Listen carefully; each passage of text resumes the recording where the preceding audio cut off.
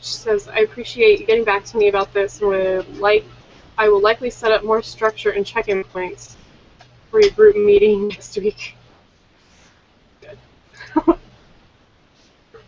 And who else? Oh, that's from you. Okay. Well, I emailed Stephanie asking if she got my invite, and she hasn't emailed me back. So, getting back to me about let's do this. I will likely set up more structure. Oh no, I heard myself.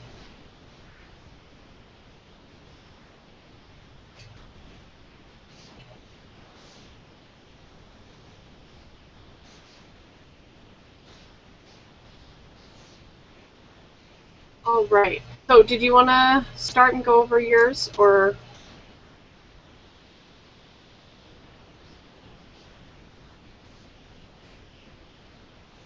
You're on mute right now.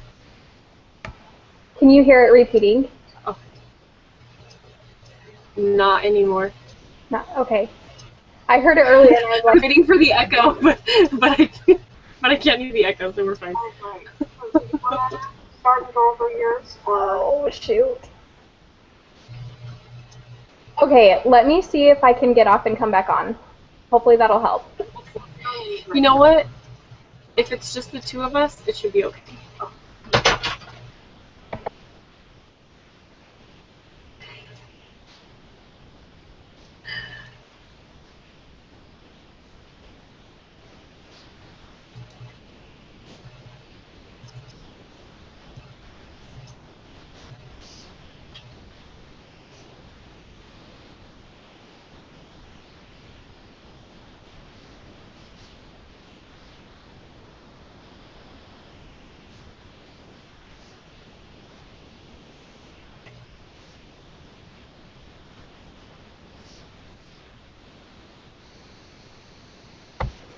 Okay, testing 1, 2, 3.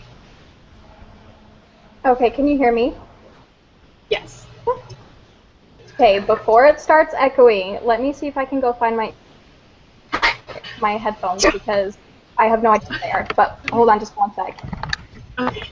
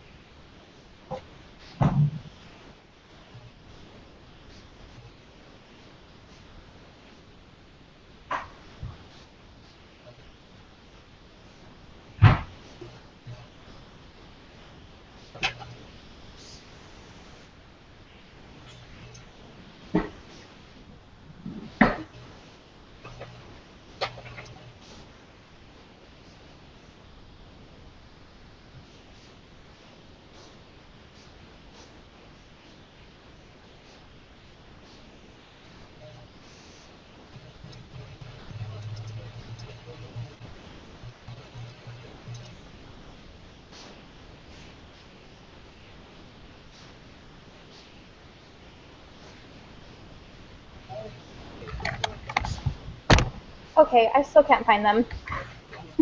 So hopefully we can do it again. All right. I was just going over what we're supposed to talk about in this. I'm going to copy and paste them in the chat because that'll be easier to keep track of instead. Okay. It's kind of basically go over our interviews. Mm-hmm.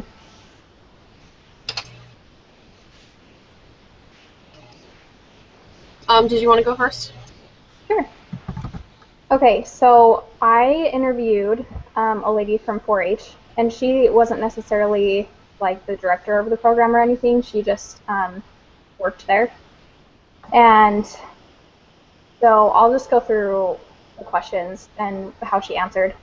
So I asked her like what initially got her involved with that program, and she said that she's really passionate about education, and that's what the program is about. So it's not an in-school program or anything. It's just like an outside after-school program, and they have different programs within the 4-H group. So they have like science programs, they have nutrition programs, they have like law programs. So all of these kids that aren't getting the education that they need to within school, basically they can go to this free program and start learning and get involved with it.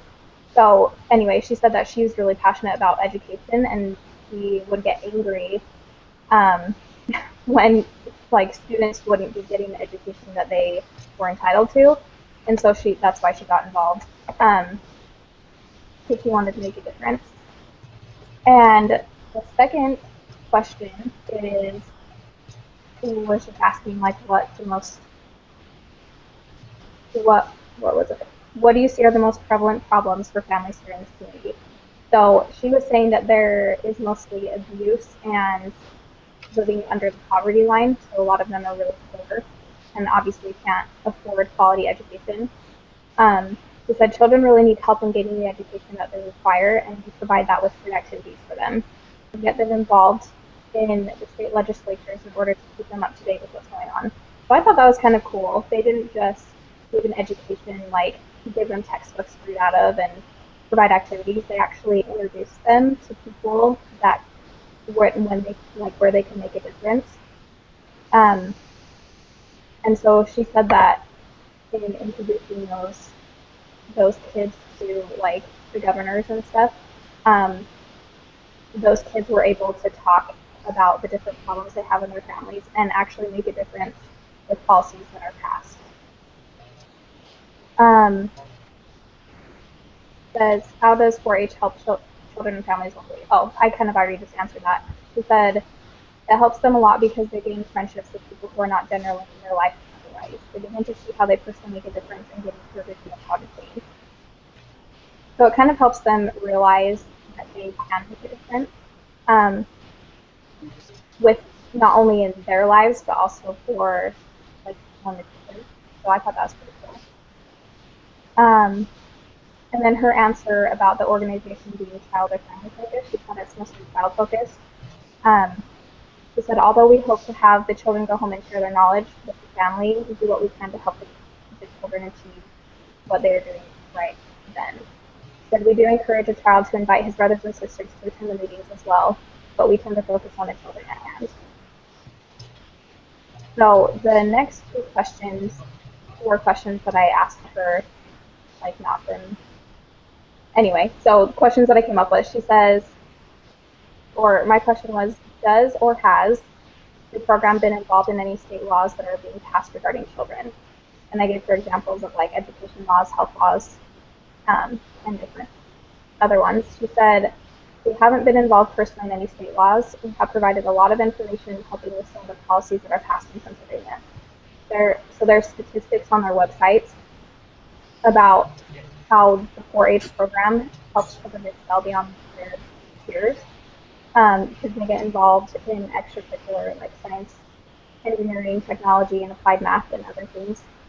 It says generally they will take our study information and apply it into new child programs being proposed. But no, they've never been involved in a specific law case. So I thought that was pretty cool, even though they hadn't been actually involved in creating a policy besides their own education program. They could still use the information that they gained through helping other children in studies. And then my second question was, let's see.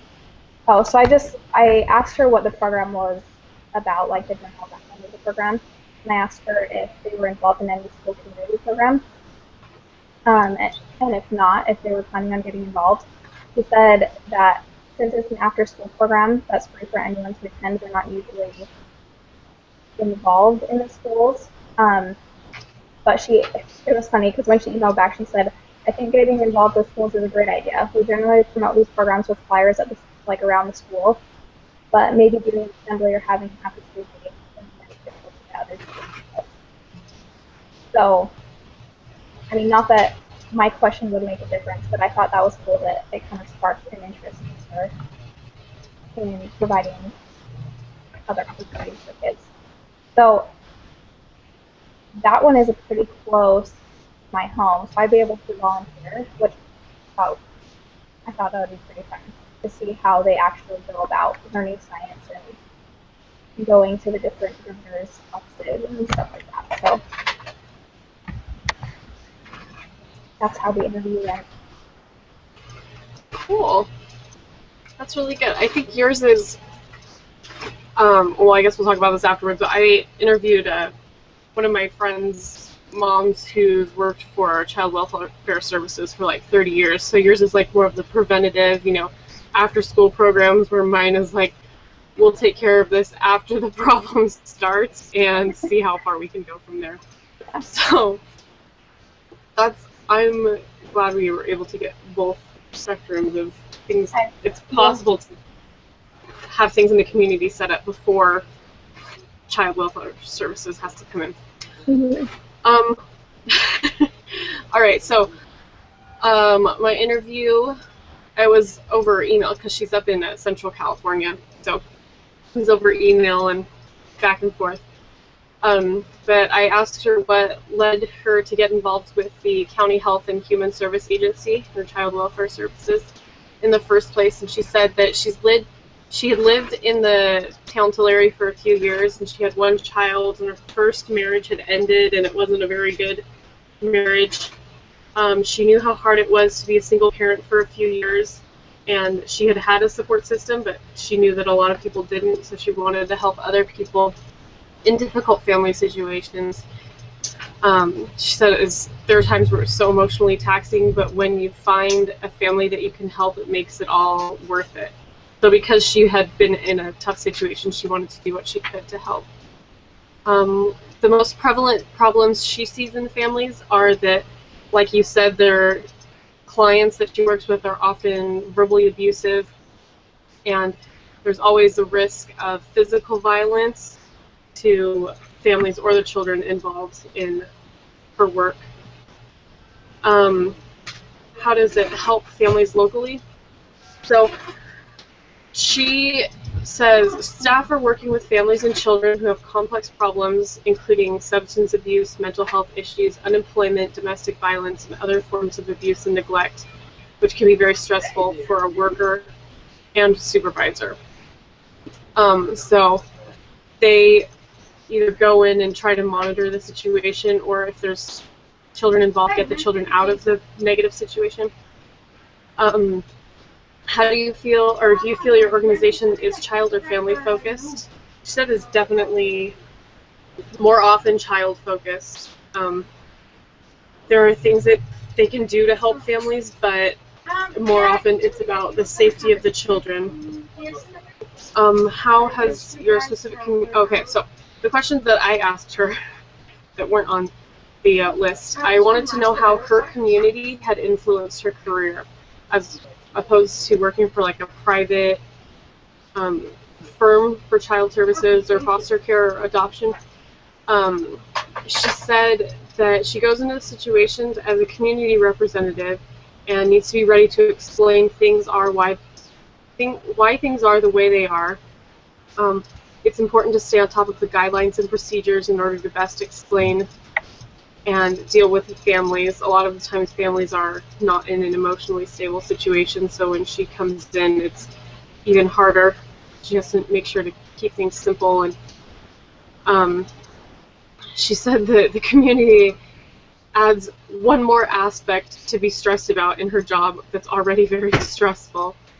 The staff and employees feel stressors from meeting the mandates of the state, the agency administration, juvenile courts, service providers, caseworkers and the clients. So the community just adds another aspect of things, guidelines that they have to go by.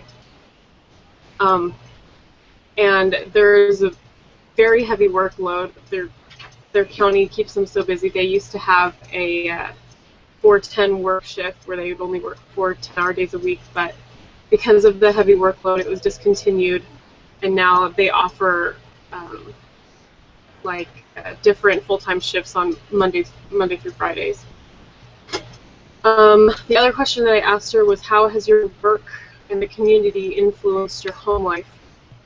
On this one, I really felt like I related it to my mission a lot, because I'd go through all of, every home that we would go into, I'd be like, oh my gosh, that's something I don't want to do, or that's something that I do want to do. And that was kind of what her answer was. She said, after working 30 years for the community, or for the county, I know what an unhealthy environment looks like and the things that cause it.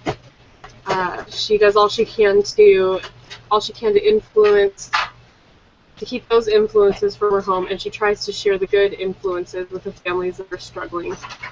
Some of the families are really open to it, and others aren't aware that there's a problem. So that was my interview. That's awesome. That's kind of scary that she gets put in those types of situations where physical abuse would be a danger to her. Is that what she was saying? Yeah.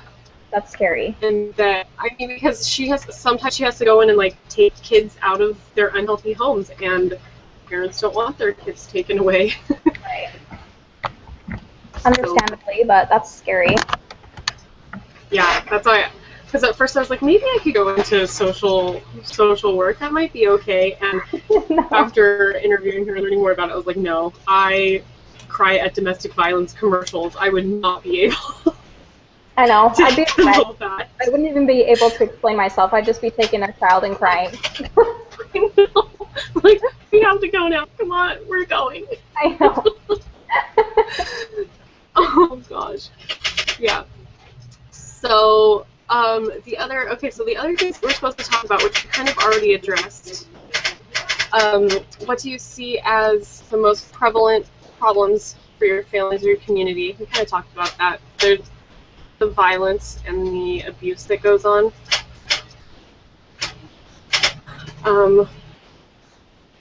Where did you visit? Why? Report the questions.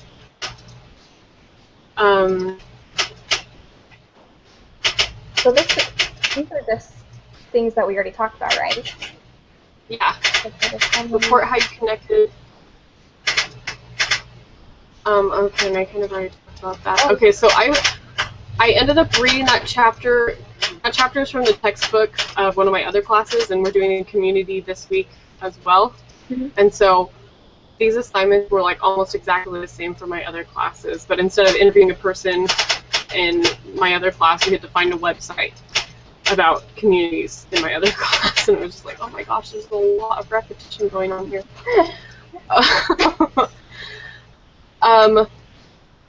What other?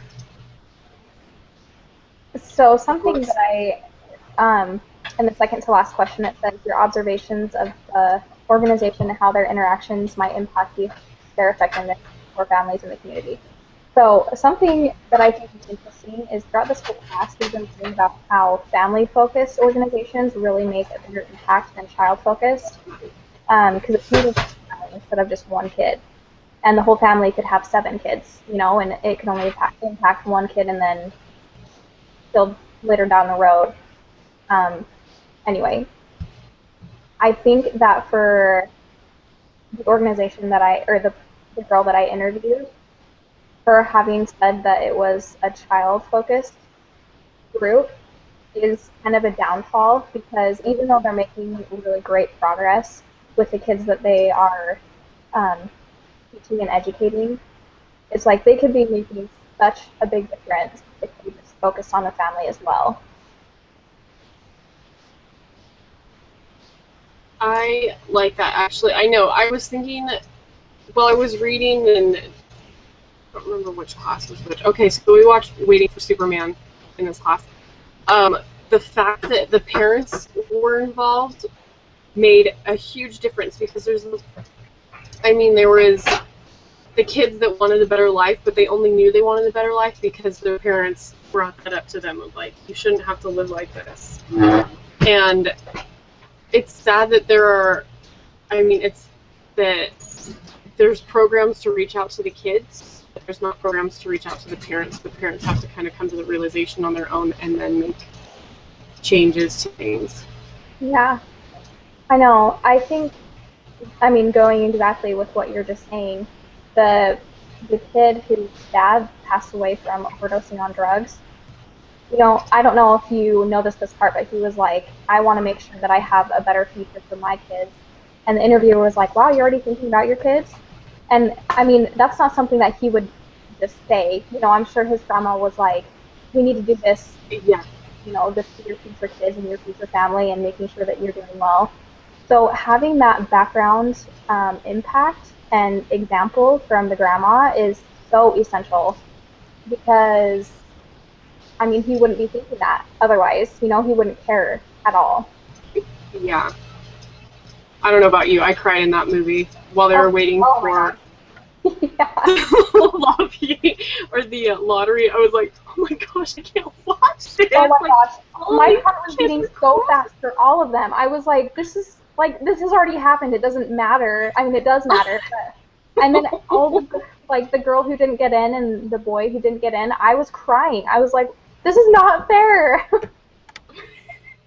I had started crying when the girl wasn't allowed to go to her graduation because the mom didn't pay the tuition. I was like, oh my gosh, like the mom was so upset. And so when they didn't get in afterwards, and the mom's like, don't cry, you'll make me cry. I'm like, oh my gosh, parents have to be so strong. Like, they can't even have a chance to cry. They have to be like, all right, there's just going to be something else out there for them. And oh my gosh, I was sad.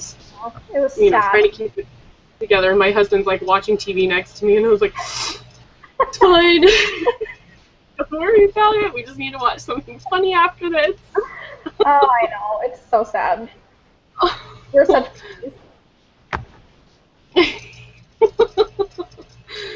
Oh, all right. So what else? I think we covered everything. I mean, we've only been here half an hour, and I haven't heard back from Stephanie. Okay. Well, she'll just have to post to the discussion board and stuff. Yeah. I mean, we covered everything, so. Yeah. All right. Well. Okay. I guess. Wait. Are we supposed to summarize or? Okay. So we kind of did that. Kids. It's more children focused than parent focused. Oh, okay. Wait. Here's this. Okay. Once all the group members have taken their turn and shared their experiences, discuss the following as a group. How is this experience different than just reading about organizations in the community? Here, I'll post these questions too. Okay. And I think we probably answered some of them already, but just in case. Okay, it starts with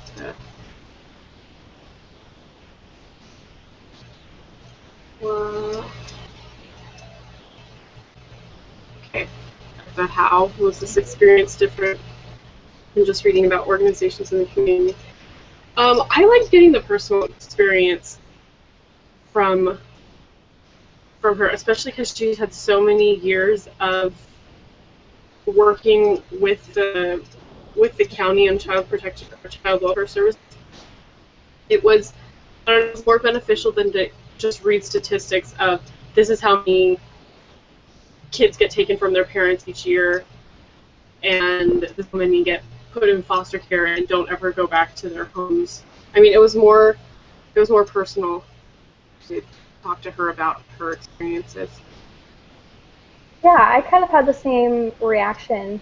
I mean, learning about all the statistics is great and it makes you want to get involved, but talking to somebody who is involved and they're very proactive about it, you realize that you don't have to be a superhuman to make a difference. Talking to these people, they're just normal people and they have feelings and they still make a difference. And I think that was a big thing for me, just because sometimes I feel like I have to be so perfect to make a difference. Like I have to know all these, I don't know, I guess just have all these qualities, and it doesn't have to be like that to make a difference. You just have to be willing, you know? Yeah. Well, and I think back to the social experiment that we watched, I mean, there were people who weren't sure if that was okay or not, or whatever they were saying about, oh, it's not really my business, I don't really know the whole situation of having a baby in the car. Like, no, babies in the car with windows rolled up, like, you don't have to know. And that kind of goes along with the next, or 2 questions down. I don't have any interest in getting involved with policy and legislation. Like, there are things in your gut that will tell you, like, hey, that's wrong, and you should do something about it. Whether or not you want to get involved or not. Mhm.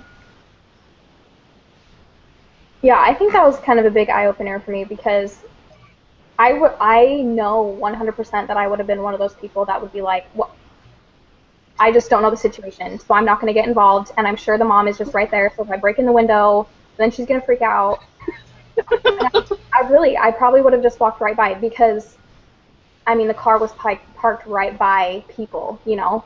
But now that I look at that, I'm like, what am I thinking? Like, why would I ever not get involved, you know? So you don't have to be interested in policies and legislation and passing all those things. You just have to be proactive about whatever situation you come upon. Well, yeah, and the mom, I mean, I think I wrote on the discussion board, I'm like, I would be right there with that mom, like, crying over the fact that someone else left their baby in the car.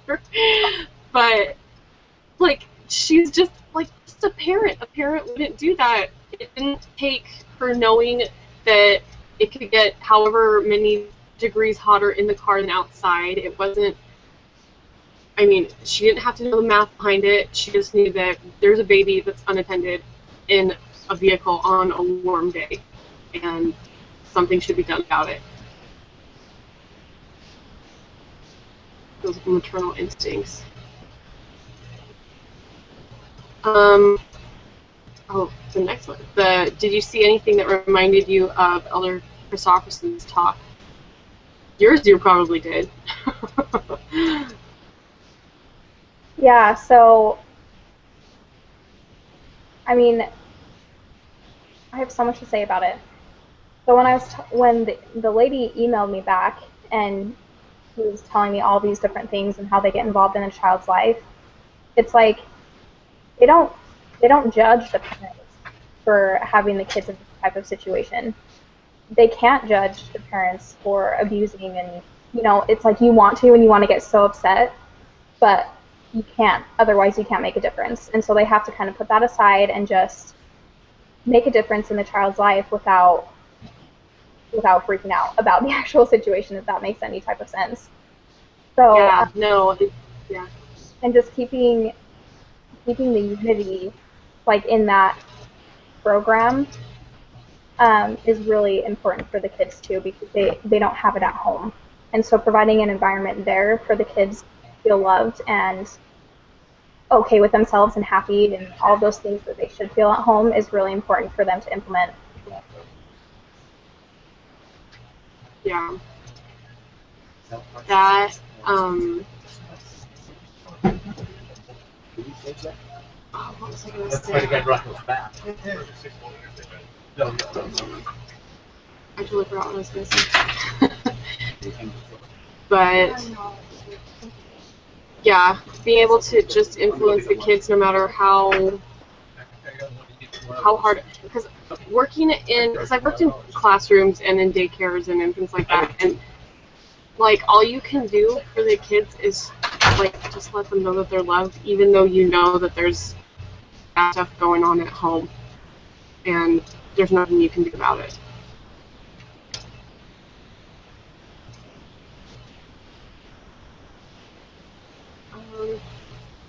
Okay, any other comments? No, I think we covered pretty much everything. I feel bad that Stephanie wasn't able to come because she was like, yeah, please invite me. I know. Yeah, hopefully she'll be able to post to the discussion board though and then some thoughts and everything, so. I feel like she should get some credit because she made an effort to at least respond.